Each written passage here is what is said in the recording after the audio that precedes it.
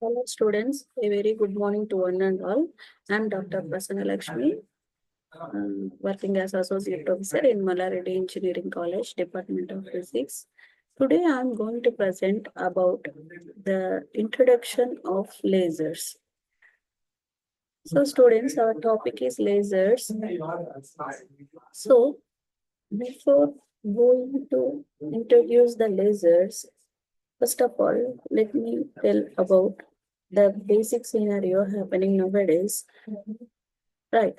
Nowadays, science and technology improved a lot. Man is going to achieve impossible tasks also.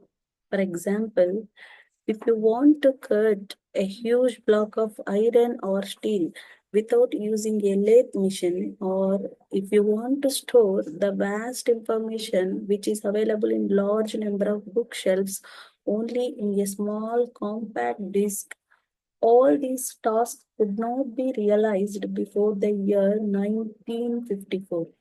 But later, after 1954, all these tasks could be realized by using a spectacular source called lasers. So, lasers. Lasers are doing some extraordinary things. That's why we are using lasers in many applications. So, laser is an acronym for light amplification by stimulated emission of radiation. So, students, before going to learn about lasers, first of all, let me explain the basic phenomena of light, that is interference. So, in your previous classes, you heard the term interference in the lesson light. So, what is interference? So, when two light waves superimpose on each other, then we can say the two light waves interfere, right? So, in the phenomena of interference, we use a word that is called coherence. Have you heard this word before? Yes. So, what is coherence? When will we say that the two light waves are in coherence? Which means if the two light waves travels in the same phase or in a constant phase difference, then we can say that the two light waves are in coherence. So we all know that how a light emits from a light source. So how an ordinary light emits from a light source, that is nothing but the sum of the radiations of billion and billion number of atoms, or we can say molecules. So when the atom gets transition from higher energy state to the lower energy state, it emits radiation. It emits some energy, and that is we are calling it as radiation. So the ordinary light is the sum of the radiations of billion and billion number of atoms or molecules. Now the question is, to what extent may these radiations which are emitting from the ordinary light source or in coherence? To what extent may these radiations are related in phase as well as in direction of emission? Nobody. After 1954, some sources are developed in which all the radiations are in coherence. All the radiations emits in the same phase, in the same direction, with the same wavelength, with the same energy as well as in the same time. That means I mean to say all the radiations are in coherence. Those sources are called as lasers. To simply define, lasers are nothing but coherent light sources. So, after 1954, some sources developed in which all these radiations are in coherence. What are these radiations? These radiations are because of the transition of atoms from the higher energy state to the lower energy state. So, to simply define, lasers are nothing but coherent light sources. Now, coming to the laser, laser is an acronym for light amplification by stimulated emission of radiation. Now, In this chapter, we are going to learn about lasers. I mean, what is laser and what are the properties, I mean, characteristics of lasers, basic concepts of lasers. Those are absorption, spontaneous emission, stimulated emission, and population inversion, and the operation of lasers, how lasers works like that, and the different types of lasers and applications. Right. So now we learned about what is laser, how to define the laser. Lasers are nothing but coherent light sources. And the acronym for laser is light amplification by stimulated emission of light radiation. Now, coming to the next topic, characteristics of lasers. So we are saying lasers are doing some extraordinary things. That's why these lasers are different from ordinary light sources, right? Now, why? Now the question is why lasers are doing all these things? Why lasers are cutting a huge block of iron or steel without using a laser machine? Why lasers are using to store the vast information only in a small compact disk?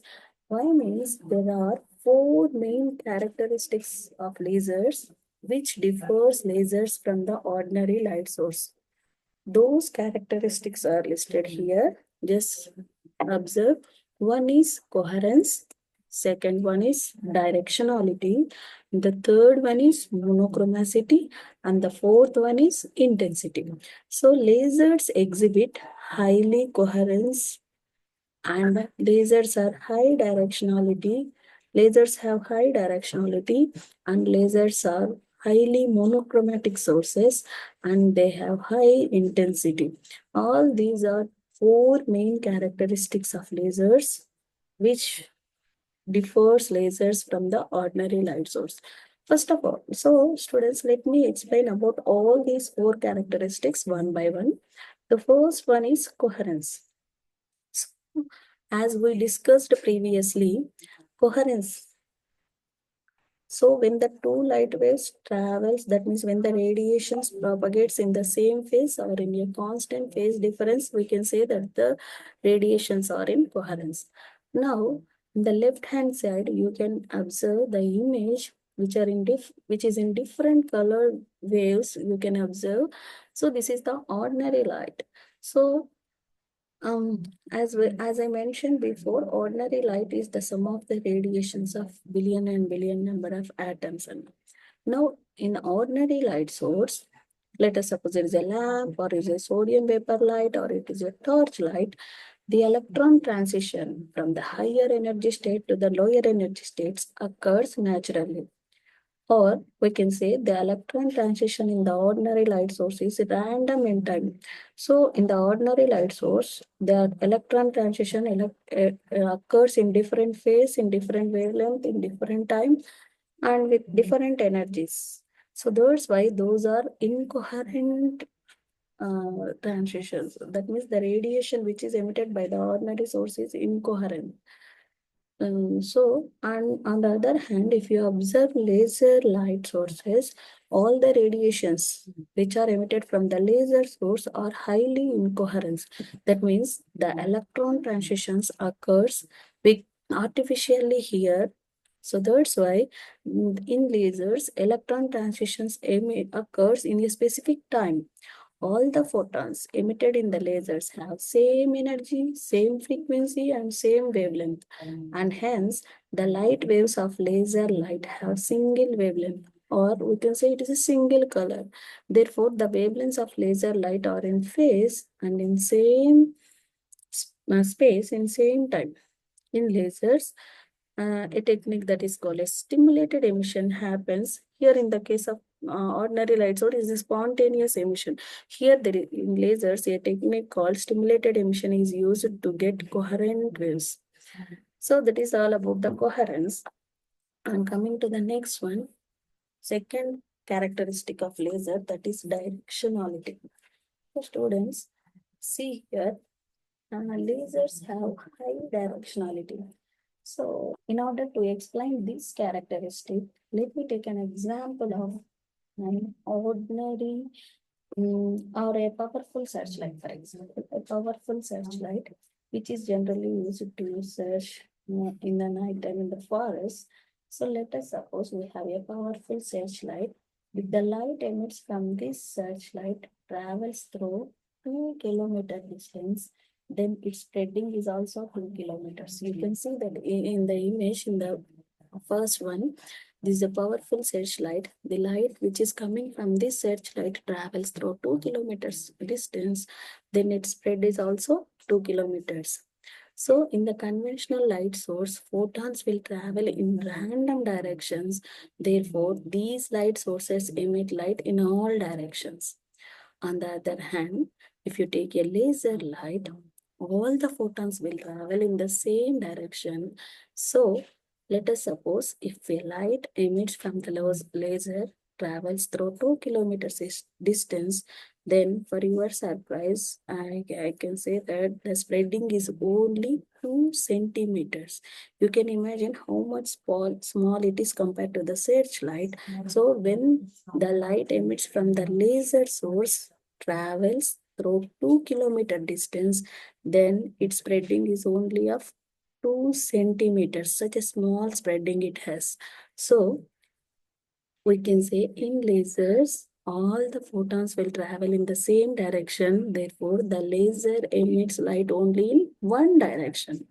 This is called high directionality of laser light. And the width of the laser beam is extremely narrow, and hence a laser beam can travel through a long distance without much spreading. So this is the property about the directionality of lasers. And coming to the third property, that is monochromacity. See here, monochromacity means single color property.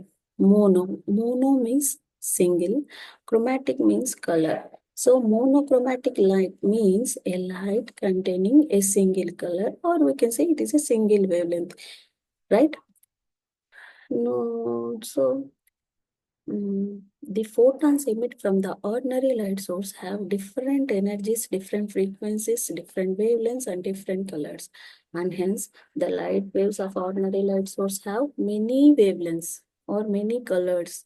It's a mixture of colors. Therefore, in ordinary light, it is a mixture of waves having different frequencies or different wavelengths.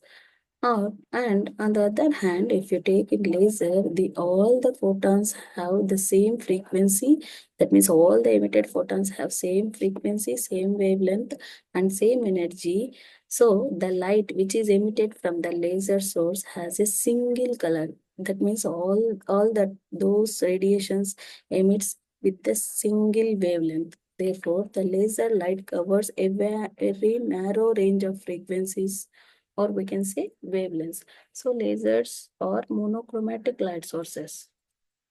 Next, coming to the fourth one, it is high intensity. Intensity. How to define an intensity? Intensity is the property. It is intensity of the wave is the unit energy, then is the energy per unit area, or we can say energy per unit time flowing through unit norm cross-sectional area. So energy per unit area is called an intensity. In ordinary light source, the light spreads out uniformly in all directions, right?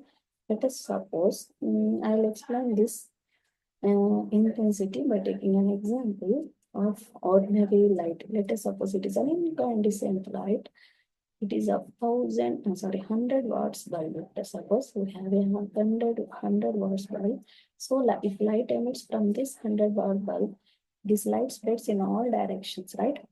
Now, if we want to see this light with our naked eye, you know what? How much of energy, how much of power will enter into a, let us suppose we are observing this light through a 30-kilometer distance. You know what? How much energy is in power of light is entering into our eye? It is only 1/1000 of a watt. It is a 100-watt bulb, and now we are observing the light from this 100-watt bulb through 30-kilometer distance. The amount of energy which is entering into our eye is only 1/1000 of a watt. You can imagine how much small quantity it is. That's why we can see this ordinary light very easily without using any protection with our naked eye. Now, on the other hand, if you take a laser light, if let us suppose it is also a 100-watt laser light, we are observing that light with about 30 centimeters. If we want to see that light with our naked eye, of course, we should not do that because it is very dangerous. It will destroy our eye retina. We can't see the laser. We should not see the laser light with our naked eye. We should use some protection.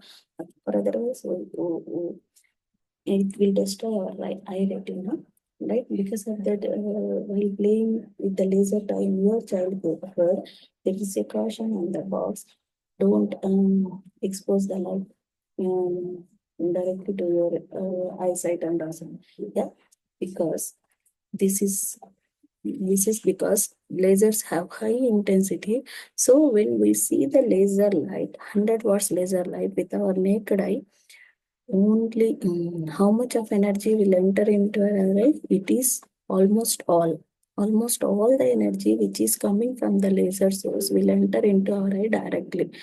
So this is about the high intensity of lasers.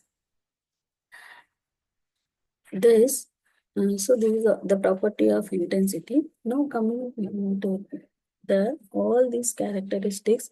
So these are the four properties of laser which are reason which enables the huge block of iron and steel to cut very easily without using a lathe machine, or to record the vast information which is available in large number of bookshelves only on a small compact disk. So there are four main characteristics of lasers which differs lasers from an ordinary light source. Now, so coming to the next topic, there are basic concepts of lasers. We will discuss about this topic in the next class. Now I'll end this section. Tomorrow we are going to learn about the basic concepts of lasers. Those are absorption, spontaneous emission, stimulated emission, and population inversion. Now I'm going to start this section now. Thank you, and all.